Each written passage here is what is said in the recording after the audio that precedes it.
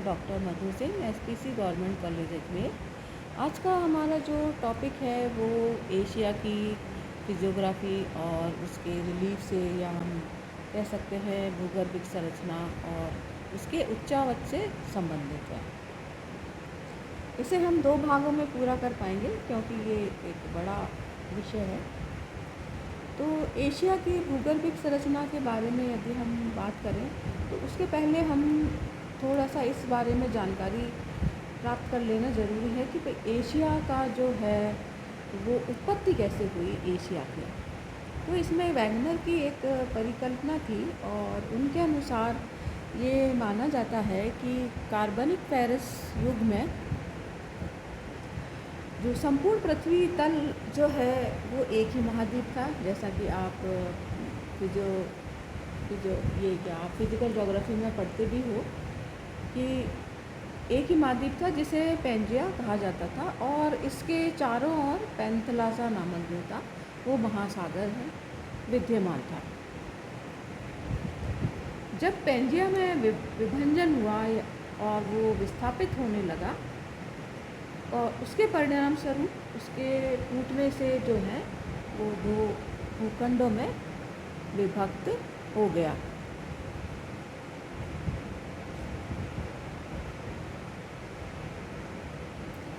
दो भूखंडों में विभक्त हो गया और उसका उत्तरी जो भूखंड था उसको अंगारा लैंड और दक्षिणी भूखंड को गोंडवाना लैंड के नाम से जो है जाना गया। और इन दोनों भूखंडों के मध्य में ऐसा माना जाता है कि एक समुद्र की रचना हुई जिसे कि टेथित सागर के नाम दिया गया। जो ये भूखंड जो थे विभंजन और विस्थापन के प्रभाव में आकर और भी कई टुकड़ों में विभक्त हो गए। जो टुकड़े पश्चिम की ओर विभक्त हुए या विस्थापित हुए उन टुकड़ों से दोनों अमेरिका और अफ्रीका जो है अस्तित्व में आए, और जो पूर्व और उत्तर की ओर गए उनसे हम कह सकते हैं कि एशिया, यूरोप और अंटार्कटिका ये जो महाद्वीप थे और ऑस्ट्रेलिया ये उनसे अस्तित्व में आए। और ऐसा माना जाता है कि आज का दक्षिणी अफ्रीका, अरब का पठार, प्रायद्वीपीय भारत और हिंद चीन का जो पठार है वो ये वाला जो भाग है ये गोंडवाना लैंड के अवशेष बताए जाते हैं। और उत्तर में जो है यूरेशिया में अंगारा लैंड का जो ये वाला भाग माना जाता है। अब इसके मध्य में ये वाला भाग और ये वाला भाग, इनके मध्य में जो है पर्वत श्रृंखलाएं हैं जिन्हें आल्प्स और हिमालय के नाम से हम जानते हैं। और ये जो पर्वत श्रृंखलाएं हैं ये ऐसा माना जाता है कि टेथित सागर के मलबे से बलित होकर के ये बने हैं। और जो इनमें से कुछ भाग ऐसे थे जो कि विस्थापन में जो मुड़ नहीं सके या विस्थापित नहीं हो सके, वे भाग जो थे वो भ्रंश होकर के उठ गए और कहीं पहाड़ और कहीं पर ऊंचे पठार जो हैं वो उसमें परिवर्तित हो गए। तो इस प्रकार से जो है एशिया महाद्वीप की उत्पत्ति के बारे में वैगनर ने बताया है। अब हम इसके फिजियोग्राफी की बात करें तो एशिया महाद्वीप की जो भूगर्भिक संरचना है उसमें हम सभी जानते हैं कि विविधता देखने को मिलती है। भूगर्भिक संरचना के अंतर्गत चट्टानों की बनावट के बारे में अधिकतर अध्ययन किया जाता है। और एशिया महाद्वीप में की बात करें तो यहाँ पर इयोज़ोइक कल्प से लेकर एरा से लेकर के अत्यंत पुरातन शैलों से लेकर के टर्शरी युग जिन्हें हम नवीन चट्टानें जिनमें पाई जाती हैं या टर्शरी युग की नवीन चट्टानें पाई जाती हैं एशिया महाद्वीप में। मतलब बहुत पुरानी से लेकर नई चट्टानें भी यहाँ पर मिलती हैं। और इस महाद्वीप के कुछ क्षेत्र जो हैं भूगर्भिक हलचलों से भी अप्रभावित रहे हैं, जबकि कुछ ऐसे रहे हैं जहाँ पर भी भूगर्भिक हलचलों के कारण विभिन्न प्रकार के धरातलीय परिवर्तन होते रहे हैं। अतः हम कह सकते हैं कि भूगर्भिक संरचना के आधार पर एशिया को हम निम्न मोटे मोटे तौर पर 4 भागों में बांट सकते हैं। सबसे पहले हम बात करेंगे प्राचीन उत्तर के जो हैं प्राचीनतम भूखंड, जिन्हें एंशियंट ब्लॉक ऑफ नॉर्थ के नाम से भी जाना जाता है। एशिया महाद्वीप के उत्तरी भाग में जो है प्राचीनतम शैलों वाले, जो एक दृढ़ कहते हैं ना, अपने स्थान पर जो स्थित हैं, दृढ़ हैं, वो वाले भूखंड स्थित हैं, जो कि कैम्ब्रियन युग से पूर्व में निर्मित इग्नियस और आग्नेय और रूपांतरित शैलों वाले जो हैं वो पार्ट है, ये दृढ़ भूखंड के नाम से जाने जाते हैं। इन पर क्या है, लंबी अवधि के अपरदन अपक्षय हुआ है बहुत लंबे समय तक, तथा अधिकांश भाग जो है हम कहते हैं कि उनसे अवसादों से ढका है। इसके अंतर्गत जो है 4 प्रमुख भूखंड सम्मिलित हैं, जिसमें है रशियन प्लेटफॉर्म या रूसी चबूतरा जिसे कहा जाता है, फिर है अंगारा लैंड या और चीनी पठार, चाइनी मैसिव और सार्डियन पठार। रूसी चबूतरा जो है वो यूराल पर्वत, इस वाले ये वाला जो भाग है ये इसके अंतर्गत पूरा आता है, से लेकर ये यहाँ पर बाल्टिक सी है, यहाँ तक ये फैला हुआ है, बाल्टिक सागर तक विस्तृत है। और अंगारा लैंड येनिसी, लीना, आमूर नदियों के बेसिनों को सम्मिलित करता है। ये जो भाग है ये अंगारा लैंड के नाम से जाना जाता है, जिसमें 3 प्रमुख नदियां हैं ना, ओब, येनिसी, लीना, आमूर नदियों के बेसिनों को सम्मिलित करता है। फिर बात आती है चीनी पठार जो है, चीनी मैसिव, और चीनी पठार पूर्वी एशिया में, और ये वाला जो भाग है चीनी मैसिव के नाम से जाना जाता है। ये जो पूरा क्षेत्र है पूर्वी एशिया में है। और सार्डिनियन पठार जो है मध्य एशिया में, एक छोटा सा ये पैच है, ये इसका भाग है, मध्य एशिया में स्थित है। फिर दूसरा जो है वो है दक्षिण के प्राचीन भूखंड या ancient block of south. Asia के मध्यवर्ती भाग में पूर्वी भाग से लेकर पश्चिमी दिशा में, यहाँ से लेकर पश्चिमी दिशा में स्थिर और मोड़दार पर्वत श्रेणियों के दक्षिण में, ये हमारी जो है मोड़दार पर्वत श्रेणियों के भाग है, इनके दक्षिण में, यानी कि ये वाले जो भाग हैं।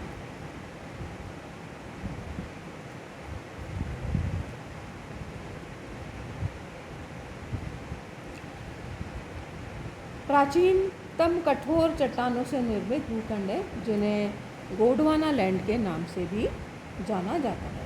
इसमें 2 मुख्य भूखंड है, एक तो हमारा इंडियन पेनिनसुलर जो पार्ट है, भारतीय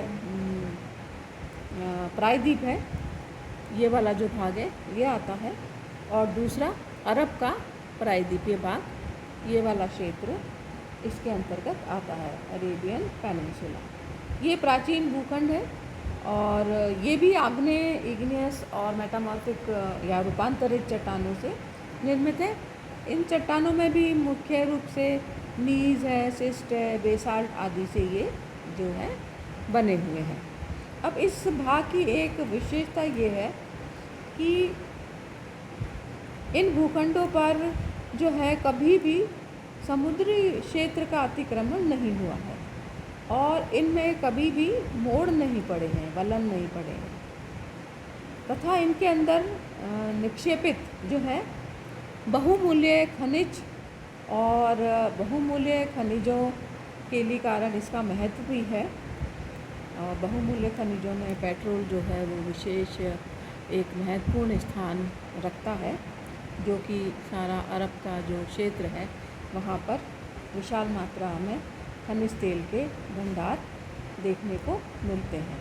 और भारत के जो ये दक्षिणी पठार है यहाँ पर बहुमूल्य खनिजों के भंडार हैं। फिर तीसरा जो क्षेत्र है वो है हमारे न्यू फोल्डेड माउंटेन रेंजेस का, या वलित पर्वत श्रेणियाँ जो हैं वो इसके अंतर्गत आती हैं।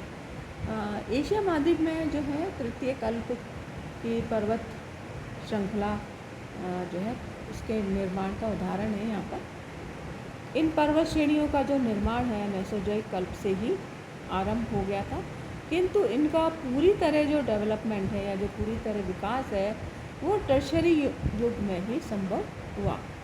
और इन पर्वत श्रेणियों की जो चट्टानें हैं नवीन है और मोड़दार हैं, वलित है रूप में पाई जाती हैं। ऐसा अनुमान भी लगाया जाता है कि भूगर्भीय हलचल के समय उत्तर का जो प्राचीन दृढ़ भूखंड था या अंगारा लैंड दक्षिण की ओर खिसक रहा था, जबकि दक्षिण का जो दृढ़ भूखंड था, ये जो गोंडवाना लैंड वाला जो पार्ट था, अपने स्थान पर ही स्थिर रहा। लेकिन कुछ विद्वानों के अनुसार दोनों ही भूखंड एक दूसरे की ओर खिसक रहे थे, यानी ये भी खिसक रहा था और ये ऊपर वाला भी खिसक रहा था, खिसक रहे थे। और इन दोनों भूखंडों के मध्य स्थित जो टेथिस सागर था उसमें जो निक्षेपित हज़ारों मीटर की मोटाई वाला जो मलबा था उसमें अनेक मोड़ पड़ गए और इन मलबों के ऊपर उठने से इन मोड़दार पर्वत श्रेणियों का निर्माण हुआ।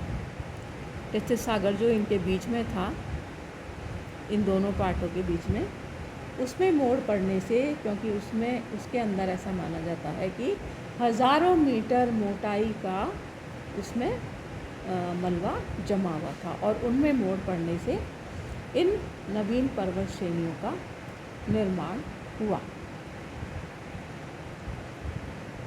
ये पर्वत श्रेणियाँ पश्चिम में हम देख सकते हैं कि ये भूमध्य सागर है, यहाँ से लेकर के पूर्व में प्रशांत महासागर तक फैली हुई हैं। इन पर्वत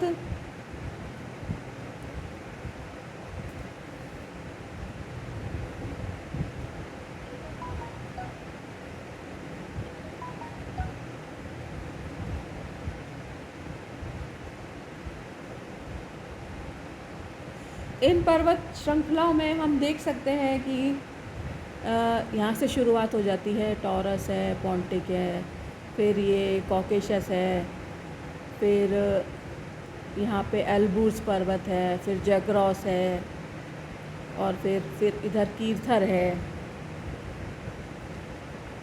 जैग्रोस, फिर इधर आ गया आपके हिंदू कुश पर्वत है, फिर ये पामीर नॉट आ जाती है,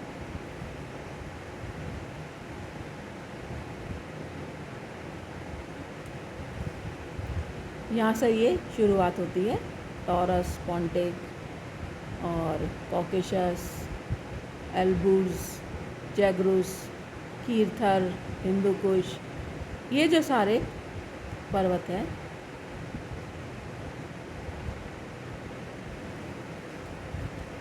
फिर इधर पामीर नॉट है जिसे हम छत भी कहते हैं, फिर इधर सुलेमान है,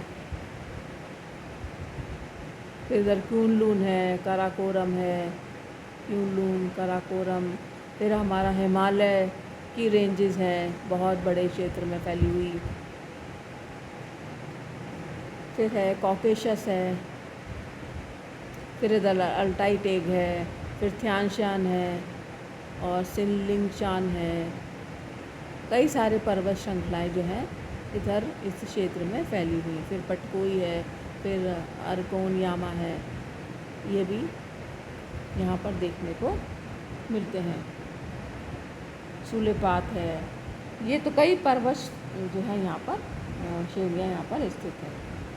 अब इन सब के मध्य में जो है पामीर की जो गांठ है, पामीर नॉर्थ जिसे हम कहते हैं, ये वाला जो क्षेत्र है, अनेक पर्वत श्रेणियाँ इसे अलग अलग डायरेक्शन में जाती हैं, दिशाओं में फैली हुई हैं।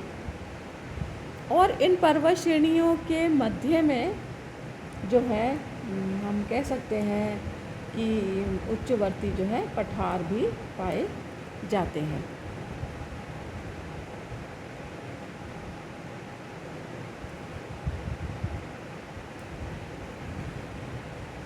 फिर चौथा जो भाग हम देखते हैं वो इसके अंतर्गत वे समस्त भूभाग आते हैं जो कि उत्तर और दक्षिण के प्राचीन भूखंड वलित पर्वत श्रेणियों के मध्य में स्थित हैं। इनकी संरचना जो है बहुत ही जटिल है। ये एक हम कह सकते हैं अवर्गीकृत है, इसे हम वर्गीकृत नहीं कर सकते, यह अवशेष भाग है जिसे अवशिष्ट वर्ग में रखा गया है। इस क्षेत्र में पाए जाने वाली चट्टानों का जो निर्माण है वो पुराजीवी, कल्प, पैलोजोइक और मध्यजीवी मेसोजोइक में हुआ है। कैलिडोनियन और हर्सिनियन हलचलों के कारण भी अनेक पर्वत जो है वलित पर्वत उत्पन्न हुए हैं तथा इन पर्वतों के अत्यधिक अपर्दन होने के कारण ये जो एक बहुत बड़ा भाग है एशिया का जो इस श्रेणी में आता है, ये आप देख सकते हैं। ये जितना भी क्षेत्र है ये क्या है, अक्लासिफाइड है, अवर्गीकृत है। तो ये बहुत बड़ा भाग है एशिया का जो कि इस श्रेणी के अंतर्गत आता है। इसकी जो संरचना है वो बहुत ही जटिल देखने को मिलती है। इस क्षेत्र में पर्वतों के अत्यधिक अपर्दन होने के कारण ये घिसकर जो है नीचे हो गए हैं और अवशिष्ट पर्वत के रूप में हम कह सकते हैं परिवर्तित हो गए हैं। जैसे चीन का पठार, तिब्बत का पठार है ना, पामीर का पठार, इनकी जो रचना एक लंबी अवधि के भूगर्भिक हलचलों से हुई है। इनके मध्य कई प्रकार की जो है मीठे पानी की झीलें देखने को मिलती हैं, बहुत बड़ी बड़ी झीलें हैं जो एक तरीके से ये भी प्रमाणित करती हैं कि यहाँ पर अति प्राचीन काल में ये जो क्षेत्र है वो समुद्र के भाग अवश्य रहे होंगे। तो इस प्रकार से हम एशिया को जो है चार जो है बड़े बड़े हम भागों में विभक्त कर सकते हैं भूगर्भिक संरचना की दृष्टि से। Thank you.